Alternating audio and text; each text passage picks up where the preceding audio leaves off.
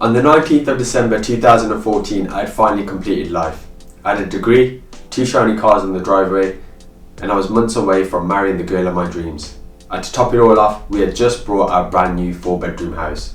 Yes, I had finally ticked off all of my life goals. Or so I had thought. Welcome back my good friends, my name is Aaron aka The Anxious Investor, and on this channel I not only teach you everything I know about property investing, having been an investor for 10 years now, but I also share videos on ways you can save money, make money and get yourself ready for a better tomorrow. So if you're new to the channel and that sounds like fun or something you want to learn about, then maybe consider sticking around and subscribing, and of course if you're an existing subscriber, now is the time to smash the hell out of that like button. So let's jump straight into today's video, as I want to start by looking at some of the cons and pros of brand new build houses. If it's not settlement cracks, it's cheaper materials being used, and the fact that many house builders work towards simply meeting the minimum building standards in terms of the overall quality. So you're gonna notice defects and things that just don't look great the longer that you live in your new build home. Now I experienced the electrics going in both the bathrooms upstairs, cracks larger than 5mm, mold creeping up in one of the en-suites due to cheap and poor extractor fans, bringing in poor ventilation, and also some other niggly problems as well. Something I never expected to have in a brand new house, having only had it for 12 to 18 months at that time. Now, a quick tip here is, if you're going to ignore everything I say on this video and you're going to buy a new build house, please get yourself a snagging survey. And in most circumstances you're going to have to pay for this, but I promise you it's going to be worth it. The last thing you want to do is miss little niggly defects that are going to cost you more to rectify in the future. Now the next con is that you're obviously paying a premium for a brand new house. Just like buying a shiny new car and taking it off the parking lot, you're going to be doing the same with a brand new house. Except you don't take it off the parking lot. Developers want to make a profit, and for the benefit of having something brand spanking new, the price is sadly going to go up. So please be prepared for that. Now just a quick tip here is, try and be conscious of how long you intend to at least have that house and the market conditions. You see, the last thing I want any of you guys watching this video is to struggle with negative equity.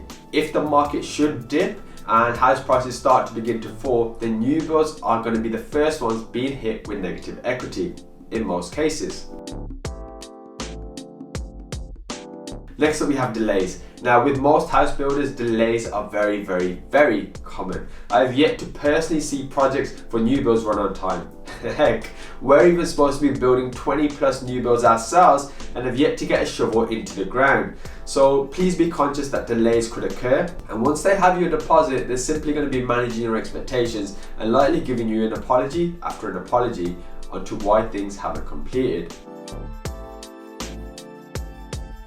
Then we have space. Now the chances are you're going to be shortchanged when it comes to space. Most new builds are not even close in terms of the overall size when compared with older houses. And this is something that I suppose you seriously have to weigh up. The idea of having something brand new but limited in space versus something older with a lot more room. So a quick tip here is, maybe consider the possibility of buying an older house, and if you can, maybe try and find one that needs a bit of work, where you have scope to negotiate on the price and potentially add some value. You see, if you are able to get a rundown older house which is not priced at a premium initially, and then spend some cash on it to bring up the value, you would not only benefit from that uplifted value, you're still likely going to have yourself a cheaper mortgage hanging over your head. Plus you have more choice in what you can do, and you can also use better lasting materials as well for your home. Now I could go on and keep beating that drum about why new builds have so many cons, but I'm also going to say some pros as well, as some of you may be big advocates for choosing new build homes.